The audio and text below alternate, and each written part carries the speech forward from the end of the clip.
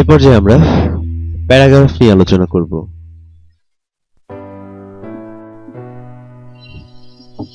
আমরা একটি ডকুমেন্ট তৈরি করার পর প্যারাগ্রাফের অ্যালাইনমেন্ট ঠিক করার প্রয়োজন হতে পারে। আমরা প্রথমে ডকুমেন্টটিকে বড় করার জন্য কপি পেস্ট ব্যবহার করে ডকুমেন্টে অনেকগুলো লেখা নিয়ে কাজ করব। ধরা যাক আমরা ডকুমেন্টের প্যারাগ্রাফগুলোকে লেফট অ্যালাইনে সাজাতে চাই। এই জন্য আমরা প্রথমে ডকুমেন্টটাকে সিলেক্ট করে নিব, যে পর্যন্ত লেফট অ্যালাইনে করতে চাই। সিলেক্ট করে আমরা এখান থেকে লেফট অ্যালাইন ব্যবহার করলে দেখা যাচ্ছে ডকুমেন্টের বাম দিক থেকে লেখাগুলো সমান হয়েছে এবং ডান দিকে অসমান রয়েছে। এবার সেন্টার অ্যালাইন ব্যবহার করলে মাঝ থেকে সমান হয়েছে এবং দুই দিক থেকে অসমান হয়েছে। এবার রাইট অ্যালাইন ব্যবহার করে দেখব, ডান দিকে লেখা সমান হয়েছে কিন্তু বাম দিকে অসমান রয়েছে। এবার আমরা জাস্টিফাই ব্যবহার করে দেখব, দুদিকেই লেখা সমানভাবে সজ্জিত হয়েছে। এভাবে আমরা ডকুমেন্টের লেখাগুলোকে বিভিন্ন অ্যালাইনে সাজাতে পারি। আবার ডকুমেন্টের যে লেখাগুলো রয়েছে প্রত্যেকটি লাইনের মাঝে একটি নির্দিষ্ট পরিমাণে গ্যাপ রাখার জন্য আমরা লাইন স্পেসিং অপশন ব্যবহার করতে পারি। এজন্য আমরা এখন দেখতে পাচ্ছি, যারা এখনো চ্যানেলটি সাবস্ক্রাইব করেনি তারা এখনই ভিডিওর এই ফাঁকে সাবস্ক্রাইব বাটন প্রেস করে সাবস্ক্রাইব করে দিন, আর সবার থেকে আগে আমাদের ভিডিও দেখার জন্য বেল বাটন এনাবল করে দিন। ধন্যবাদ। 1.15 লাইন স্পেসিং রয়েছে, আমরা চাইলেই 1.5 দিতে পারি। প্রত্যেকটি লাইনের মাঝখানে 1.5 লাইন স্পেসিং তৈরি হয়েছে। আবার শুধু 1 সিলেক্ট করলে লাইনের মাঝে স্পেসিং দাঁড়াবে 1। এভাবে আমরা বিভিন্ন স্পেসিং এর লাইনকে সাজাতে পারি।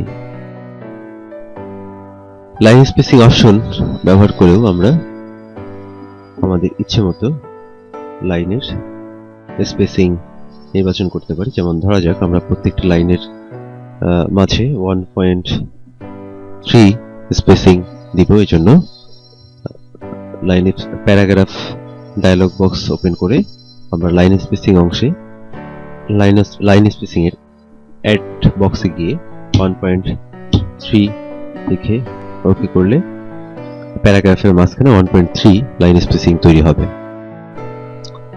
এছাড়া রিমুভ স্পেস আফটার প্যারাগ্রাফে ক্লিক করলে প্যারাগ্রাফের পরে যে স্পেসিং রয়েছে সেটা দূর হয়ে যাবে। আবার রিমুভ স্পেস বিফোর প্যারাগ্রাফ, অর্থাৎ প্যারাগ্রাফের উপরে যদি কোনো স্পেস থাকে সেটিও দূর হয়ে যাবে।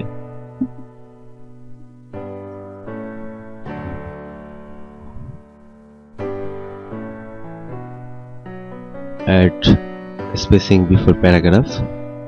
এবার আমরা স্পেসিং দূর করার জন্য remove space before paragraph click করলে স্পেস দূর হয়ে যাবে। এছাড়া আমরা প্যারাগ্রাফ ডায়লগ বক্স ওপেন করে আমরা বিভিন্নভাবে স্পেস এবং লাইনের পূর্বে লাইনের পরে স্পেস নির্বাচন করতে পারি। আমরা দেখতে পাচ্ছি লাইন স্পেসিং অংশে আফটার বক্সে 10 পিটি রয়েছে। আমরা চাইলে কমিয়ে আনতে পারি অথবা বাড়িয়ে দিতে পারি। 24 পিটি দিলাম, অর্থাৎ প্যারাগ্রাফের পরে 24 পিটি স্পেস তৈরি হয়েছে। আবার আমরা এটি কমিয়ে 10 পিটি, আবার 0 করে দিই, তাহলে প্যারাগ্রাফের পরে এবং আগে কোনো স্পেসিং থাকবে না। এবার আমরা দেখব ইনডেন্ট মার্জিন। আমরা দেখতে পাচ্ছি চারপাশে একটি মার্জিন রয়েছে। এবার আমরা এই প্যারাটিকে ইনডেন্ট করে কিছুটা ডানে সরিয়ে নিয়ে আসব, অর্থাৎ প্যারাগ্রাফকে ডানে এবং বামে ইচ্ছে মতো সরানোর জন্যই আমরা ইন্ডেন্ট কমান্ড ব্যবহার করে থাকি। আমরা ডায়লগ বক্স ওপেন করে, প্যারাগ্রাফ ডায়লগ বক্স ওপেন করে ইন্ডেন্ট রাইট ইন্ডেন্ট বাড়িয়ে দিলে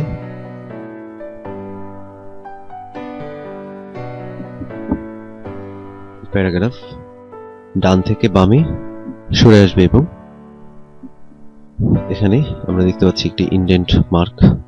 আমরা চাইলে এখানে ক্লিক করে ইন্ডেন্টকে আবার সরিয়ে নিতে পারবো, ইচ্ছে মতো কন্ট্রোল করা যাবে। আবার প্যারাগ্রাফে গিয়ে আমরা ইন্ডেন্ট 0 করে দিলে পূর্বের অবস্থায় ফিরে আসবে।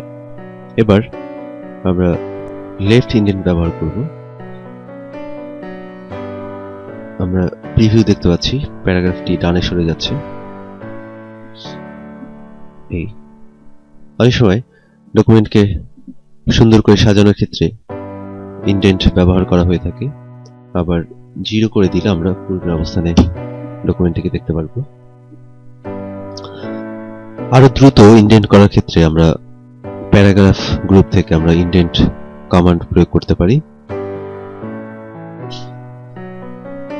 Increase indent, decrease indent.